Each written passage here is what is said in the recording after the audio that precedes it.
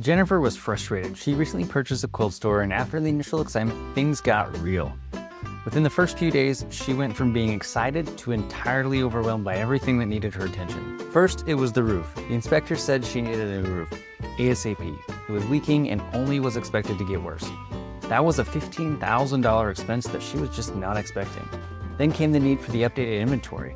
While the store came mostly stocked, most of that inventory was over 2 years old, and they ran dangerously low on sewing machines. She needed tens of thousands of dollars worth of new inventory she just couldn't afford. But the biggest shock was the team members. The store had been open and operated for many years before Jennifer even purchased the cute little suburban store just outside of a big bustling Midwestern city. She had big expectations and the gumption to get it done, but she knew she couldn't do it all by herself. Luckily, the store came with half a dozen part-time employees and a few full-time employees, and Jennifer was relying on them quite a bit in the next few months as she learned the business. But within the first week, half the employees had quit. Here Jennifer was, a new quilt shop owner with hundreds of thousands of dollars in debt, a leaky roof, old inventory, a team with low spirits, and no idea what she needed to do first. Everything was essential and urgent. She was overwhelmed and stressed to the max, but determined to make this work. She worked her magic and got the leaking roof fixed, thanks to a handy husband who works in the roofing industry. Then she turned to the finance, inventory management, and human resources experts. Following their sound advice, she miraculously turned the ship around to brighter days and calmer seas with more consistent waters. While she's still not out of the storm yet, she has a plan, the grit, and most importantly, the metrics dashboard to tell her where to focus next. And it's that metrics dashboard that I want to share with you today. My name is Jacob Curtis. I'm a CPA, a certified profit first professional, and a business coach. I started Curtis Accounting Solutions to remove the stress of doing the bookkeeping, payroll, and taxes off of quilt shop owners and to provide practical business advice to help quilt shops piece together financial freedom. I'd love to hear your thoughts on today's episode, so please make sure to leave comments and remember to like, share, and subscribe. Every business has a chain of 4 elements that link the company together. Those elements are in no particular order, but they are attract, convert, deliver, and collect. You must attract leads, which are inquiries into your products and services. Leads feed your sales. No leads and your sales will dry up because you have no one to sell to. The sales activity aims to convert a lead into a paying customer. You may have all the leads in the world, but if you can't convert them into paying customers, your business will just die starving to death. Delivering refers to the processes and services necessary to adequately deliver what you sell to your customers.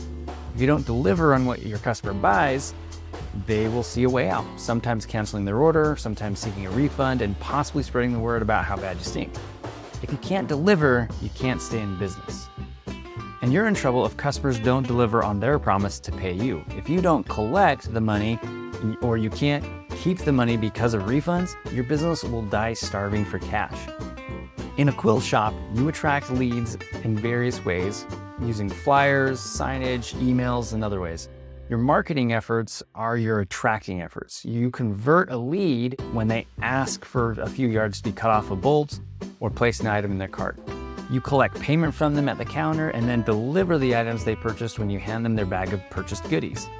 As you can see, the convert, collect, and deliver elements happen very quickly in a traditional brick and mortar transaction. An online transaction might look a little different though.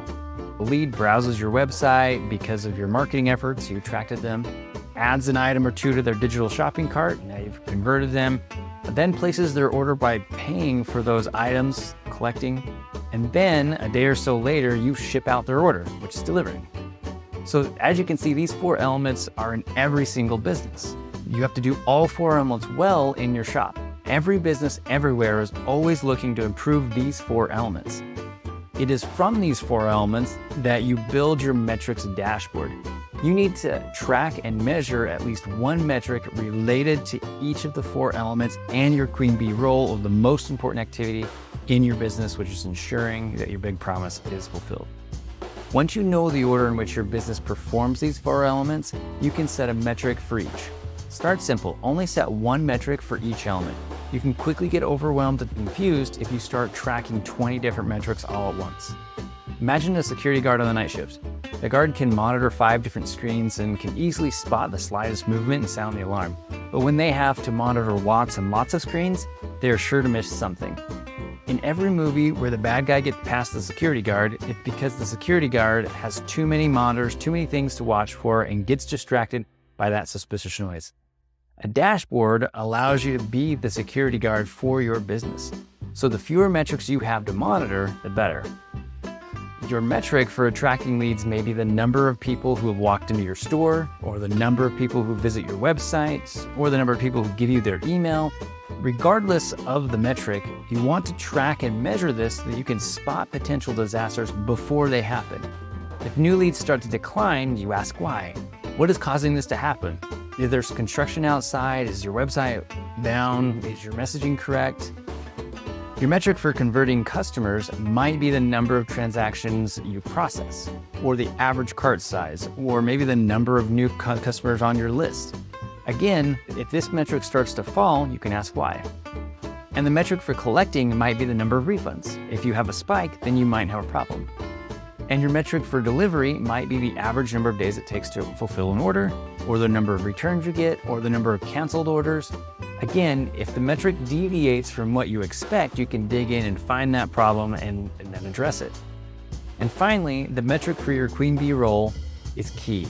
For our store, our big promise is that we have a fast edge-to-edge turnaround time, and that means that the long arm quilting machines need to be running constantly. Our metric for measuring our QBR is the number of square inches completed. If there's a dip where we know we're not going to be fulfilling our promise to our customers and need to identify and fix it right away. These 5 metrics make up our dashboard. They indicate what we need to focus on and where to focus our efforts. Imagine your quilt shop is like a river, and the lake of success is at the river's end. You have a nice lake house with the most beautiful sunrises and sunsets on that lake. The more water that flows down the river and into the lake, the more majestic it is. But if you allow beavers to build up dams across the river, slow it down, and divert the water, your majestic view isn't so majestic anymore. You have to monitor that river for those dams and evict those beavers out of the way. Right? In business, those 5 metrics make up the dashboard that monitors the river and tells you when a beaver has started building a dam or causing a bottleneck. But what do you do if you have multiple dams or multiple bottlenecks, or are not sure where to work or start first? You check the metrics by asking, which metric is getting a lot of input but is not performing? And you need to identify where the dam is. The reality is your effort only works well when focused on the right thing. For example, if you have low sales and everyone who walks in the door is buying something, you might assume that you're not delivering. So you put a lot of effort into delivering your products and services by buying and expanding your inventory. But your sales have not changed after a few months and you're confused. You've misplaced your effort. After checking your metrics, you find that the number of people coming in the store is down a lot. Everybody that walks in is buying something, but there's a lot less people walking in the door. It's at an all-time low, and your conversion rate is what you expect it to be. But in this case, your efforts will be best spent on attracting more leads to your store, not expanding your inventory. As you start fixing things in your store, turn one knob at a time. This means only making one change at a time and testing it for a month or 2. And if things improve, then you probably found the issue. If things are not improving, then move on to the next, most likely fixed by checking your metrics. Sometimes when you spot a problem on your dashboard in one category, the problem can be actually from another category. You have to test each area independently to find the cause. Your best bet is to turn the knobs in sequential order. In our example from earlier, that order would be attract, convert, collect, deliver, and then the QBR. Turn each knob independently until you find the cause. If you do not find a cause, you may consider turning multiple knobs simultaneously. Running a quilt shop is very complex, and it's possible that the cause and effect do not have a one-to-one relationship. It could be that the multiple components are affecting an outcome at the same time. But finding solutions by trying a mix of fixes simultaneously is really time-consuming. Start with the usual suspects and the easiest test first. If the obvious, easiest, fast, and cheap fixes don't bring about the solution, you will be forced to turn multiple knobs. Only turning one knob at a time for only one problem at a time seems very time-consuming. So the question that begs to be asked is, can you ever fix more than one thing at once? When analyzing a specific situation, where multiple knobs could influence the outcome? The answer is often no. You must turn one knob at a time to fix one problem. But when your quilt shop is working on independent problems and the knobs address different outcomes, you can turn multiple knobs at the same time. Always prioritize the most important dam or bottleneck and only address other independent bottlenecks at the same time if you have the capacity to do so. The other situation where you can turn multiple knobs is when you have a known problem and a known solution. It's the old been there, done that situation. With a clearly defined QBR and a team focused on ensuring that the QBR is delivered consistently without fail, you can monitor the health of your quilt shop using a dashboard made up of simple metrics. You must have the numbers to tell you the normal expectations for those core parts of your business: attracting, converting, collecting, and delivering. The numbers don't lie, but they don't tell the whole story either. They simply flag an opportunity to fix or amplify something. With the flag raised, take action and investigate. You can finally step away from your quilt shop and manage by the numbers while still enjoying and finding fulfillment as you grow your quilt shop. Take 20 minutes right now and determine the core metrics you want to use to create your own dashboard. Remember, keep it simple. Tracking too many things is hard. What metric are you going to use to measure the attract element of your quilt shop? Tell me in the comments below or email me at jacob@curtisaccountingsolutions.com. And remember to follow me at Curtis Accounting Solutions on Facebook, Instagram, Pinterest, and YouTube. Thanks for watching and talk to you soon.